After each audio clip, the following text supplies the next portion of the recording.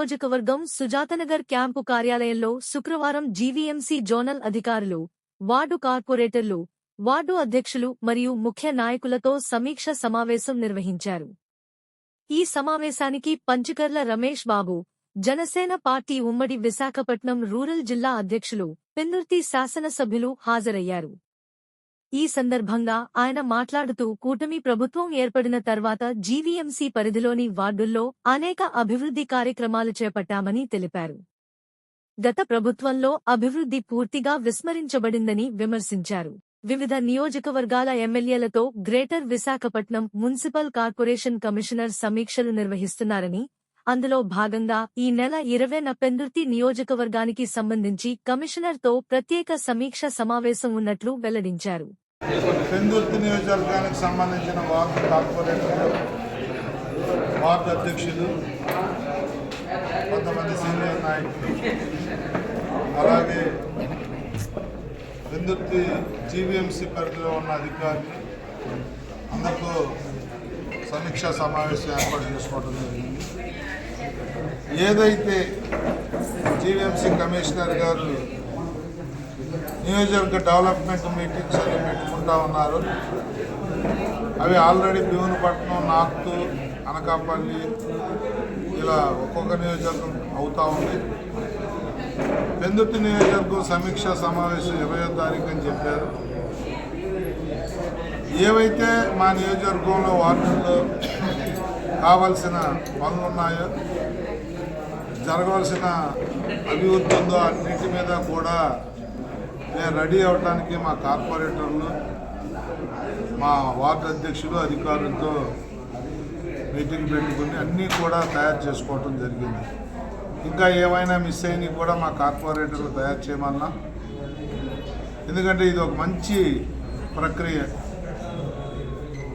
గత 4 సంవత్సరాలు మా ప్రభుత్వం రాకముందు వైసీపీ ప్రభుత్వం అభివృద్ధి అనేది ఎక్కడా కూడా చేయకుండా, ఒక్క రూపాయి కూడా వార్డుల్లో ఖర్చు పెట్టకుండా, ఏదన్నా కాస్త ఖర్చు పెడితే వాళ్ళు కార్పొరేటర్లు ఉన్న చోటే ఖర్చు పెట్టారు తప్ప 98 కార్పొరేటర్లు సమానాన్ని చూడలేదు.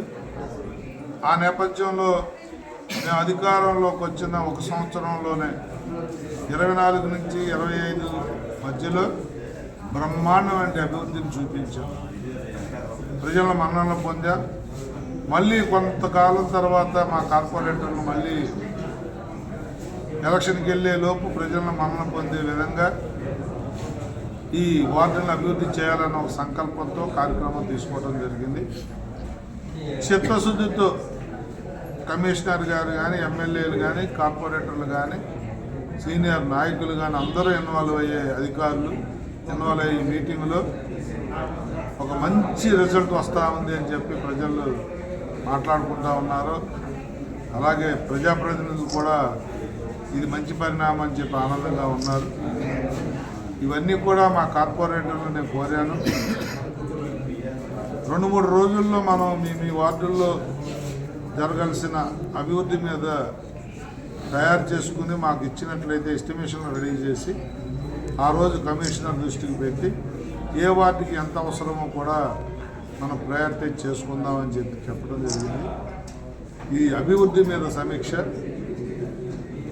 పక్షపాతం లేని, ఈ ప్రాంతం ఆ ప్రాంతం అనే పక్షపాతం లేని అభివృద్ధిది,